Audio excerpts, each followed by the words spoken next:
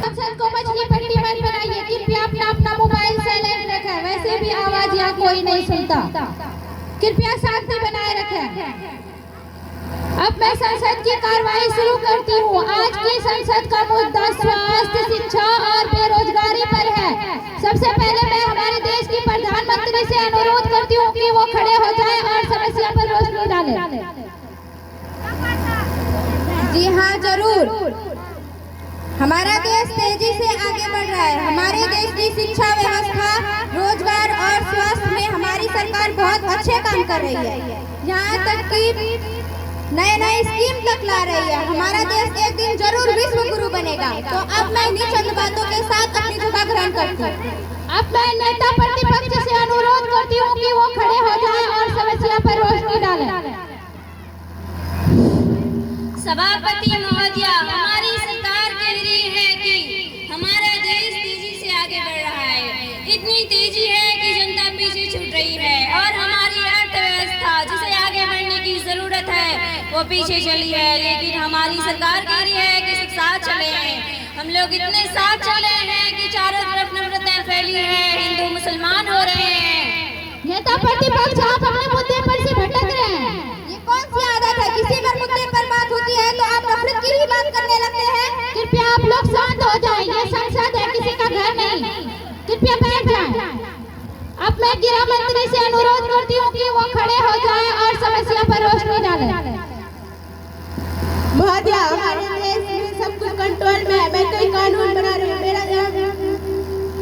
हमारे देश में सब कुछ कंट्रोल में, मैं कोई कानून बना रही हूँ। हम स्वास्थ्य, रोजगार, शिक्षा और कई नए स्कीम ला रहे हैं। बच्चों को समस्या ना हो उनके लिए नीट जैसे एग्जाम को हिंदी भाषा में करा रही हूँ। हमारा अगर कोई बात चल रहा है, हमारा जनता हमसे खुश है। अगर हमारा जनता हमसे खुश नहीं है तो हमारी भी सरकार बार बार क्यों बन रही है? हकीकत तो ये है कि हम जनता के दिलों पर राज करते हैं। वैसे भी आज तक नेहरू जी ने क्या अगर सब कंट्रोल में है तो जनता के हाथ में रिमोट क्यों नहीं? हर बात पे आप नेहरू जी को ले आते हैं।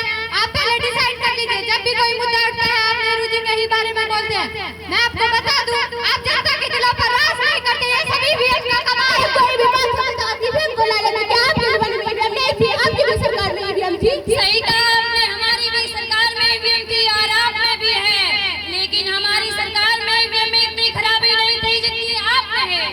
कृपया आप लोग शांत हो जाएं और अपनी जगह ले लें। अब मैं शिक्षा मंत्री से अनुरोध करती हूँ कि वो शिक्षा के बारे में कुछ बताएं। सभापति महोदया, मैं आपको बता दूं कि हमारा क्षेत्र शिक्षा के क्षेत्र में आगे बढ़ रहा है और नए स्कूल खुलवाए जा रहे हैं।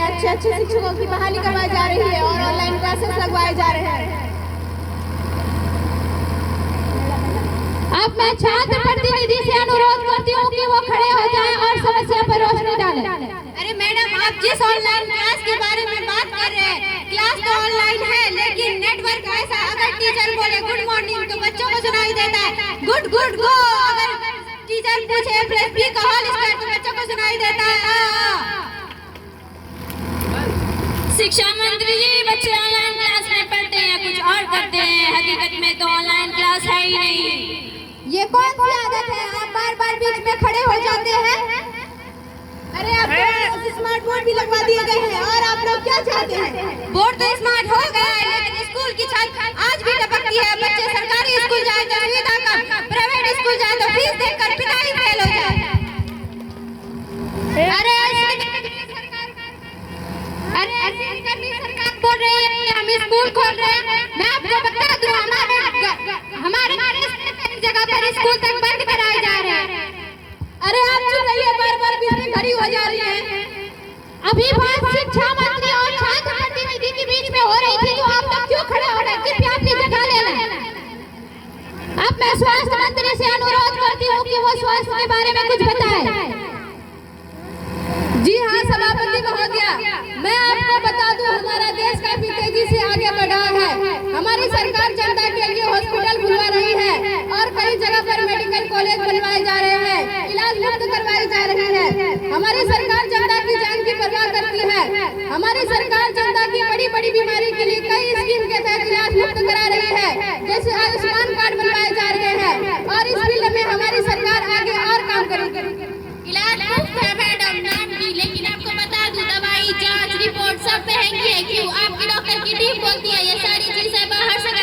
आइए।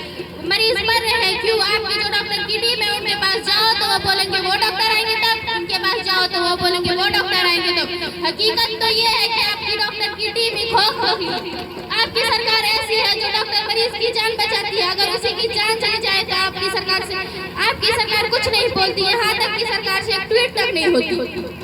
अब मैं गृह मंत्री से अनुरोध करती हूँ कि वो रोजगार के बारे में कुछ बताएं।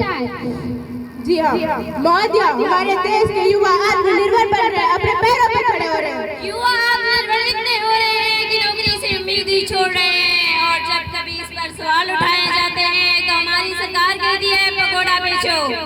इस सज्जन को क्या परेशानी है सरकार से? सरकार इस सज्जन को परेशानी नहीं है, जनता की आवाज है और जब तक इसमें जान है जनता के लिए लड़ते रहेंगे। बेटा इतना पढ़ गया है कि अब घर वाले कहते हैं नौकरी नहीं मिली तो कोचिंग खोल लो। मैं आपको बता दूं, अगर सब कुछ ठीक चल रहा है तो बच्चे आत्महत्या क्यों कर रहे हैं? अरे अब तो मैं रूल लगाती हूँ, आपका रूल फॉलो क्यों नहीं होता? कृपया आप लोग शांत हो जाएं, समय बहुत कम है और मुद्दा बहुत बड़ा है। हम लोग लोकतंत्र की आवाज है, लोकतंत्र के लिए लड़ते हैं। सदन में हंसी ठीक है, ये हंसी जनता की मजबूरी पर है। अब मैं सारे बातों को ध्यान में रखते हुए हमारी सरकार से अनुरोध करती हूँ कि वो फैसला जल्द से जल्द ले। जी हाँ जरूर, मैं इस देश के लिए अपनी जान तक देने के लिए तैयार हूँ। मैं 18 घंटे इस देश के लिए काम करती हूँ। अगर इस देश को विश्व गुरु बनाने के लिए मुझे मेरी इस मेहनत को और आगे बढ़ाने की जरूरत पड़ी तो मैं उसके लिए भी तैयार हूँ। आज का सदन यही समाप्त होता है। Thank you.